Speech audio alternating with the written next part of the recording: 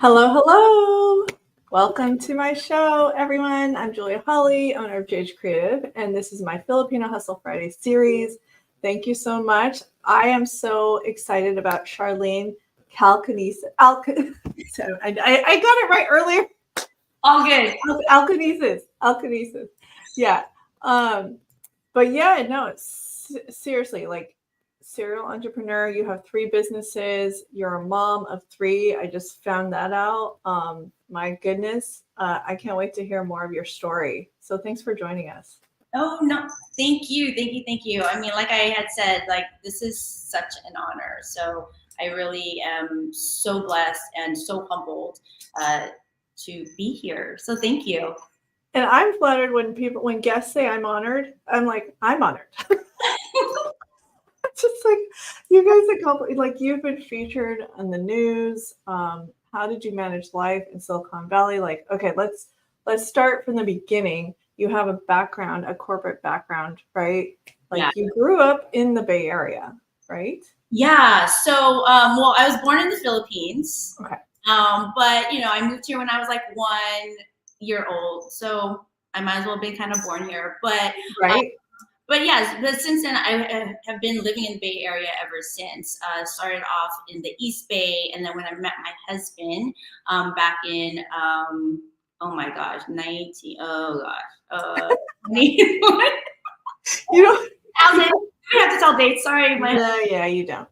When I met him 25 years ago, then I moved here to San Jose, and I've been here ever since. So. Oh my gosh. Mm-hmm. Okay, and then where did you go to college? So I went to college over University of the Pacific in Stockton. Oh. For those who's watching, I'm from California, but yeah, so small little town. Well, not now, but at the time, yes. So there's a private university there. It was about an hour away from home, so it wasn't far for my family to not like freak out that I was, living on campus. Yeah. You know what I mean? Yeah. But definitely close enough where I can come home when I needed to, and then vice versa, right? And they can come and visit me. But yeah, I went to college over University of the Pacific. And then after that, I moved straight to San Jose. So what started first? Like your DJ career? Like what did you want to get into? Oh, no, my DJ career was not even on the map. I mean, so, when as Pinays, right, Filipinos, there's kind of this expectation that you're supposed to follow this path, right? You go to college. Well, number one, you get a great education, right? You finish college, and then you get a really good job. And that's pretty much the path that I had followed.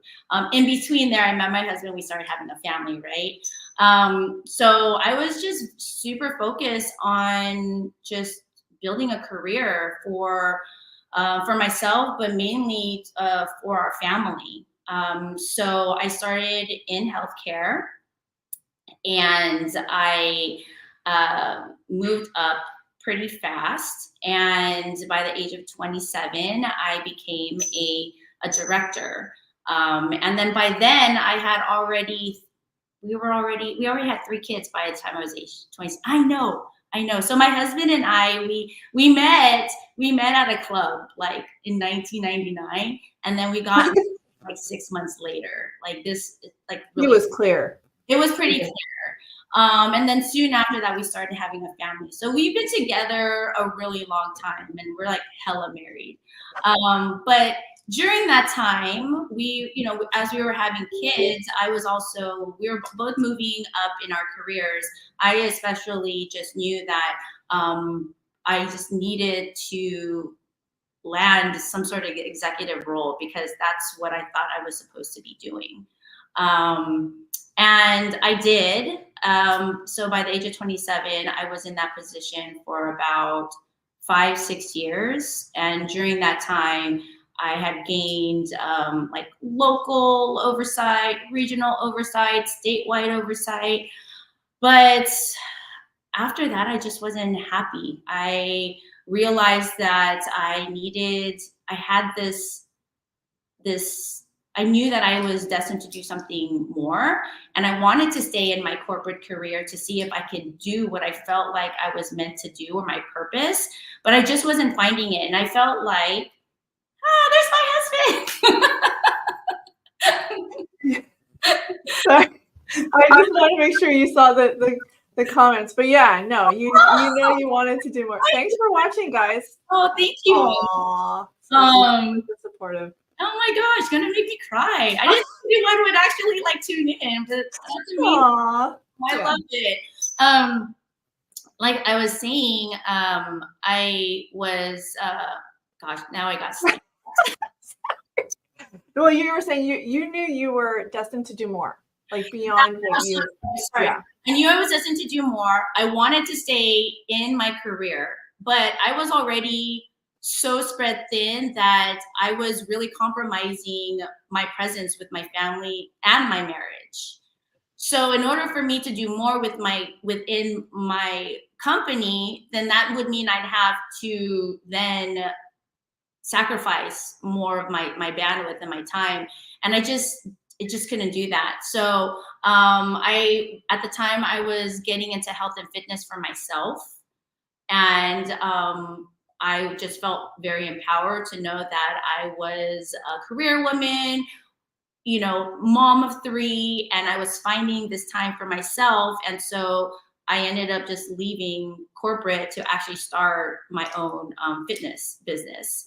That was like the beginning of my entrepreneur journey. So yeah, but no, I did not start off as a DJ. DJing was not anything on the map. I never even went out. Like I never drank, I never went out. So yeah, so it's weird. It's just the weirdest thing. And so yeah, so DJ was never on the map. Okay. Mm-hmm. And you met your husband in a club, which is amazing too. Like yeah. I was going through a little wild phase, so I think a lot of Filipinos do, especially in California. But yeah, so okay, when you took that jump, like, did you feel like you were pretty confident, or were you nervous? Like, did you have any fears about that? Like, it really helps that I believe that your husband was very supportive too, to take that step. Absolutely. So, I mean, so in the beginning, there was a comfort, only because I knew that when I left, I still had like income coming in from, being on the payroll or having to use my vacation time, all of that. So I was pretty comfortable mentally for like 5 months after I had left. But it was also a big comfort that my husband totally had my back, because he just also knew that this was going to be a huge sacrifice for us. But he was so and until this day, he is still very, very supportive of me still being an entrepreneur. But in the beginning, it was very comfortable. Then when everything got exhausted as far as my vacation time and me being on payroll, then it all sunk in as, what did I just do? Yeah. And so I definitely was going through a grieving process. And I think even now, I haven't been in corporate for like, I don't know, 8 years. And I feel like there is still a grieving process with all of that. Cause I'm just like, maybe I should go back. What did I do? It's easy to lose so far. So she's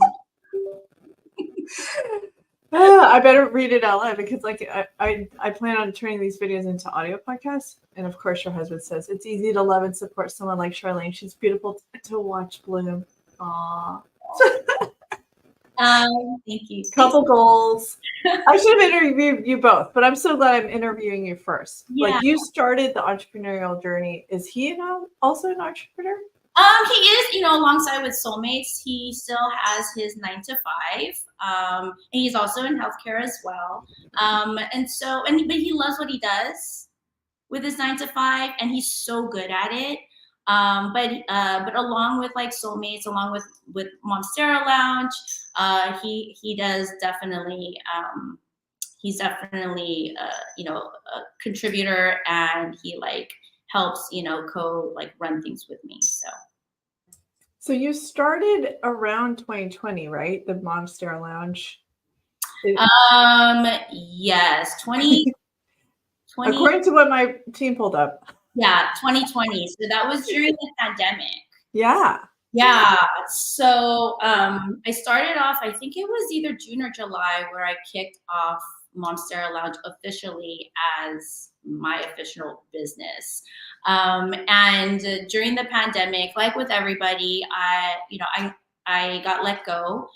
Even though I was doing my health and fitness business, I was actually a lead trainer at one of the big tech companies as well. And I was doing that part-time.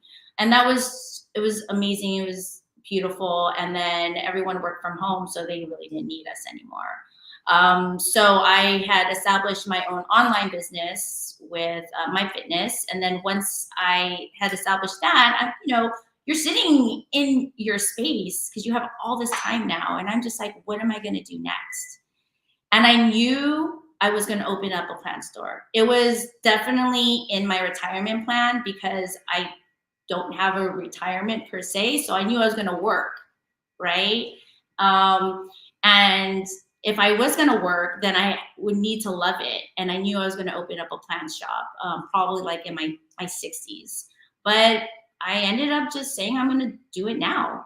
And so in 2020, I decided to just launch it. And I launched it first on Instagram. And that's how I was building my community there. And then when things started to open up a little bit, I transformed part of my garage into a little like shopping boutique space. So then individuals can come and do personal plant shopping because it's still outside, right?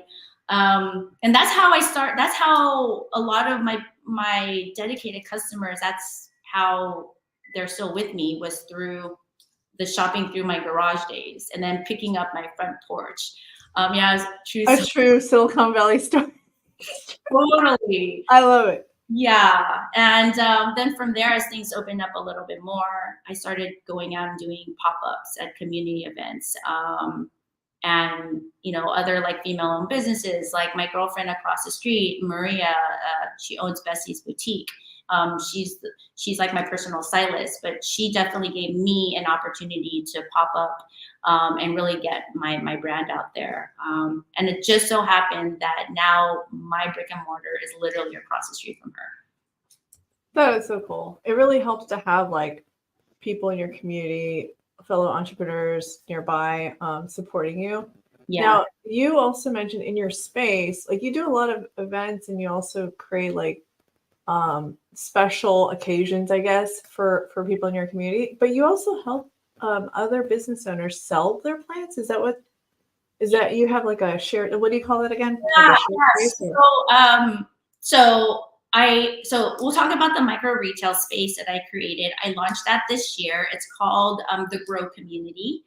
And so it's located towards the back of Momstera Lounge. And what it is basically another platform for other females to be able to sell their products. So it's Etsy in real life. So I have about 15 different makers. So aside from coming in to shop for plants, you can also support other small female businesses as well. But I have that towards the back, and that's like an ongoing feature within the lounge. And whenever I have different events like pop-ups, or I'm asked to curate a pop-up for a corporate site, then I will then come and reach out to my Grow community to be a part of all of that. So that's one aspect of the lounge. Another aspect is that I'm very big on wanting to be able to also educate. So I do a lot of different workshops around plants, but it's also around grounding and type of like meditation, right? Because getting your hands in the earth with the plants is definitely a grounding moment. And for me, it's a form of meditation. So because I got into plants at a time that not really a lot of people were into plants, I got into plants back like before it was all cool. And so I learned a lot of it on my own. So there wasn't this thriving community that you see now. So part of the experience when you come into the lounge is that even, once you become a customer, or you don't even have to buy anything from me, but once you just step in to the lounge, or even just follow us on social media, I really am like your private plant consultation person. I mean, you'll be amazed. All my DMs are plants. Hey, I got a question on this. Hey, what's going on with this? Hey, can you find this plant for me? So it really is kind of like a one-stop shop. And I pride myself on that because number one, I enjoy it. Two, it actually makes me very, very happy to just see how much joy just, something green can bring into someone's mental space, right? And then also within their physical space. So I do a lot of different workshops. In addition to that, we host definitely private experiences.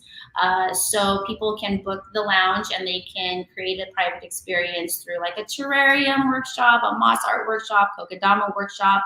And I've also added a DJ workshop. So we do host DJ classes here as well.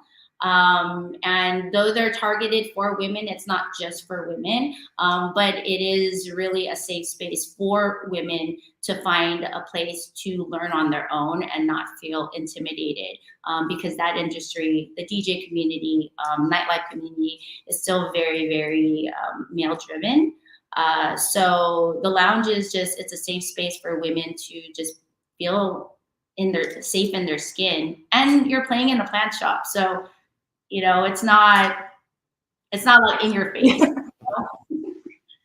That's great. Okay, and you mentioned DJing too. Like, so after everything was somewhat established with Momstera, is that when you started doing more DJ services? Yeah, but to be honest, my husband and I actually started DJing before I even opened Momstera Lounge. So we launched, so together we're a husband and wife DJ duo here in the Bay Area. Together we're called Soulmates, so fitting.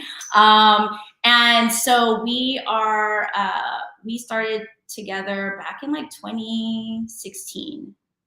And initially it was my husband who jumped back into DJing because he used to DJ back in the 90s. And then he jumped back into it.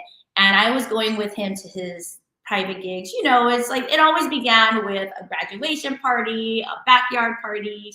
And so I was going with him to support him. But then because I also, have my like entrepreneur background, I started then managing the bookings, the negotiations, all of that. And from there, we, one day he was just like, maybe one gig you can kind of cover for me like 30 minutes so I can go to the bathroom or maybe eat. And then that kind of sparked me learning how to DJ. So we've been DJing together since 2016, and then really, really got where we're at. I want to say a little bit before the pandemic. And then during the pandemic, it really just helped like accelerate us to where we're at now. And so so that's really cool. Yeah, it's really, really great. But we infuse our experience and our nightlife culture on how you create an experience for people to stay and come back. We took all of that and we infused it within the brand of Momstera. So, and that's why it's called a lounge, not a plant shop. And it's a Momstera Lounge, or it's a plant boutique, because it's an elevated experience when you come here. You're not just buying a plant, you really are becoming part of the community. You do a lot for the community. Like, you've also started a chapter for Ladies First DJ Club, right? Yeah. In the Bay Area. Yeah. So that came about because as my husband and I were DJing in the nightlife, I was noticing, particularly here in San Jose, that there just wasn't enough female DJs. And actually, I really felt like I was the only female DJ who was pretty active in the scene at the time within the downtown sector by default, because you're booking soulmates, so you're booking husband and wife team, right? But outside of that, I didn't feel like I had any other female peers in the DJ world. And I know they were all out there, I know that, but it just wasn't within my space. So, so I just decided to launch a chapter, Ladies First DJ Club, and they are actually a chapter in Canada through a school called Table Tutors, and there's our fam. And they have, so Table Tutors is a DJ school. And they do amazing work in the community over there. But they also have a community of female DJs. So when the students were coming in, they all created this community, and hence they called themselves Ladies First DJ Club. And when I had seen what a great community they had established, I wanted to be a part of it. And so instead of creating something completely new, I asked them if they were open to really extending themselves over to the Bay Area. And hence the Bay Area chapter was launched. And so we've been around for almost 3 years. Since then, we have over 20 plus female DJs within our community. Wow. Within that community and within that time, we've definitely hosted a lot of DJ workshops within Momstera Lounge. And just within the last 2 years, we've hosted a very intensive 8-week program where you take you take women, you teach them how to become professional DJs from beginning to end. And at the very end of the program, their graduation is a live performance. And so I love that. It's great. It really is great. And then that's so cool. We teach them the business acumen. How do you brand yourself? How do you market yourself? How do you even stick up for yourself when you're going into a space that is male dominated? So we provide a mentorship, a safe space to be able to talk about all those things that normally us women, we don't have that luxury, because we're out there in the DJ world just trying to get our credit. And so it's, it can be cutthroat. So instead of being able to support each other, sometimes we're made to feel like we have to go against each other. And that's not what we try to do here within our space. And not even within our space, but we're trying to just change that in totality for the industry, for us female DJs. I wish I could talk to you for hours. I mean, there's so much to talk about, because it's hard to find mom entrepreneurs, and obviously women entrepreneurs with kids. So obviously mom. But okay, is that how you came up with the name too for your lounge, like Momstera? Yeah. So I didn't come up with it. My girls came up with it. Oh. So my husband and I, we have 3 kids. They are definitely a little bit older now. But at the time, yeah. So when I launched Momstera, my girls, we were in the kitchen, I remember, and I said, I'm gonna launch my plant business. And so my girls were like, you need to call it Momstera. And for those who are not plant people, Momstera is a play on words. So there's a plant called the Monstera plant, which is behind me right here. Okay. And so the name is after the Monstera plant. But because I'm a mom, because I'm a plant parent, Momstera is a play on words. And so hence, yeah, that's how it came to be. That's so cute. I love the origin story. Yeah. And you obviously, maintaining that, and then also the DJ business, and what was it? You have a third. What's the third? Yeah. Well, I also have my own fitness. Oh, yes. Okay. Right. The fitness side. Do you still maintain all of those? I do, because all that is part of who I am. And so, I may not be able to give Oh, I actually try to give 150% to every single one. I can see that. Yeah. But my fitness one is more, I've kind of like kept it more on the private, just because like, I have a handful of clients that don't need to be out there in my my public business. So, but I do still maintain that. It's interesting because I'm also a Bolly X instructor, so I teach Bollywood dancing. So it's kind of like U Jam, but for Bollywood Bhangra. That's so cute. Yeah. So that's. You're so talented. Oh my gosh. I appreciate that. Thank you. And I just tell people, they're like, dang, you do a lot. I was like, well, I don't have a 9 to 5, right? And in my head, every single minute, every single moment that I have to be able to like work towards my businesses has to go back to my family somehow. Right. So when I find myself just like perusing on Instagram, just mindlessly, sometimes like 15-minute lost, right? I'm just like, oh my gosh, I could have done something within that 15 minutes to be able to like, get me like, I don't know, another sale, another client. But I don't have a 9 to 5. So for me, it's like I have to capitalize on the time that I have to be able to cultivate my businesses, our businesses, my husband and I, because, if I don't make any money, like Mondays, I'm off. So I really don't make money on that day. So it's a scary thought, right? So I have to constantly know that if I'm off that day, not physically working, I have to do something that's going to go towards me cultivating and sharing my business, my brand. Whether it's booking a DJ gig for us, or putting something online, or talking with a potential corporate client because they want me to go on on site for an event. I mean, something like that. I'm always doing something. It's truly a Filipino hustle. Like, it really is. It really is.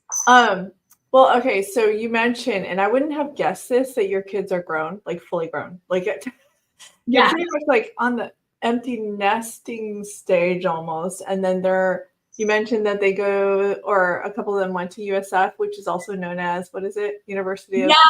So we have, like I mentioned, we have 3 kids.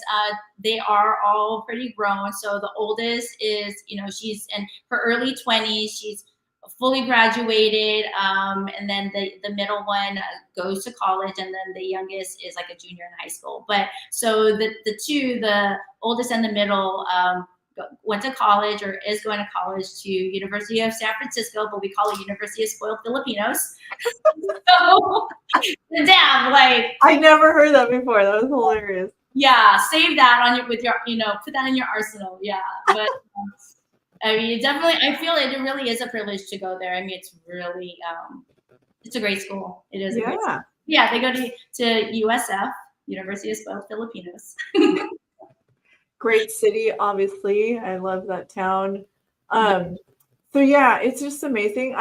Not knowing until I became a parent, did I realize how hard it is to raise a family there, to survive financially there. Now, like in retrospect, I always am thankful for my parents for what they did, to take care of us there. So like you being a mom entrepreneur, raising 3 kids through all of that, it's just amazing to me. And you're still hustling and you're still killing it. Yeah, no, thank you. I mean, and honestly, I can't do it alone, right? I mean, I have definitely a very, very supportive family. My husband is like so supportive of me. I mean, I just had a conversation with him like the other week where I'm just like, I really think I'm going to need to get another job. Like, I don't know how long I can do this. And he says, I will work 8 jobs. It's like, I will work 8 jobs to make sure that you don't have to go back to corporate. So, like, yeah, he probably thinks that I don't remember that, but I do. I love that. No, you remember those things. You do. Those moments, absolutely. If it isn't for like our patrons here, the people who come and support and buy things, come to the shop and support, like, I mean, this hustle wouldn't it wouldn't still be here, you know? So, and, you know, and when we were having a family, like, yeah, my husband's family was so instrumental in being able to, you know, to help us out. They live like 5 minutes away from us, you know, so it was amazing, right? But, you know, as a entrepreneur, right, a mompreneur, it's like we have this understanding with each other, you know. I think most times, even as Pinais, we have to kind of keep this outside face, like, oh, things are amazing, right? And so how are we able to really share what we're really going through? And it's hard. It really is. It's hard to do, but at the same time, I think we're very blessed to be able to have broken the mold, and make it this far. And having partners like Mike is almost like unheard of, which is really, because he's like, I would walk through any case with you. Aww, such a shout out. Thank you for your amazing engagement there, Mike. So good. But yeah, no, I really could keep asking you more questions, because I feel like I finally found a fellow mom entrepreneur, like, who's ahead of me, because when I say, like, your kids are older, you've gone through the hoops and ups and downs, I'm sure, and it's hard to find, and I literally have been looking. So I got lucky to be able to interview you. But yeah, like, what would you say to anyone out there considering starting their business? And then I'd love to end with some things that you like to highlight and promote. Yeah. So I have this shirt. This was actually, okay, this is right here. So I have this shirt. This is actually made by one of my plant customers. And it says "Own Your Magic." So "Own Your Magic" is actually on my wall that's in front of me. And as you walk in, it's a reminder that we are destined to do great, and we are destined to, we have a purpose, right? So we need to own what our purpose is. And so I think oftentimes, you know, I hear it time and time again. It's like, oh, I wish I can do this. I wish I can do that. But, you know, and a lot of it, I get it. It's scary. But I'm always reminded through experiences in life, alongside with my husband and my family, that really we only have this lifetime to be able to own what our purpose is. And so, you know, I would say to anyone who is looking to start anything, whether it's small, doesn't have to be anything on a grander scale, but freaking own it. I wish I can cuss on here, but own it. Own your magic, because that really will start to unlock this vicious cycle that we are all in, right? Of being told, like, this is how you get to, you know, where you need to be. And so, you know, you're working hard, and then you're going into, you know, back into your 9 to 5, and you know, and it's just like, next thing you know, 25 years later, you're asking yourself, what did I do in life? You know, I really feel that majority of our what we're destined to do is to service and spread love. So, you know, it's seems so simple, but it's so hard. And when you start to really unlock that part of you, the magic does happen. You start to find people in your community, right? I mean, we're so blessed, and it's great. And thank you for highlighting all these different aspects. You know, never in this lifetime did I think that that I would be featured, you know, on your show. Never in this lifetime did I ever think that my husband and I would have been featured on Content Magazine, which is a huge publication here in the Silicon Valley. I mean, it's so well respected. Never in this lifetime did I think that Ladies First was also going to be showcased on, you know, on a YouTube podcast, you know, from Tom Styles' show. Like, it's amazing, you know, and being also asked to be interviewed for NBC last year, like, you know. So I think, you know, once I was able to own my magic, like, all this, it just blossomed, you know. Yeah. So That's so cool. I love how you designed your life really to be around your passions, what you love, and what you also love to share with other people. Yeah. So I would hate to wrap this up, but here, let me make sure that everybody knows, you have some upcoming events, right? Yeah. So for those of you who are in the Bay Area and, for our like 90s, like high school day kids, I launched this along with my girl, my tita here, JU, Jen, she's on the chat here, and then as well as my husband. We launched this session called Tiny Plant Shop Sessions, which is exactly like Tiny Desk.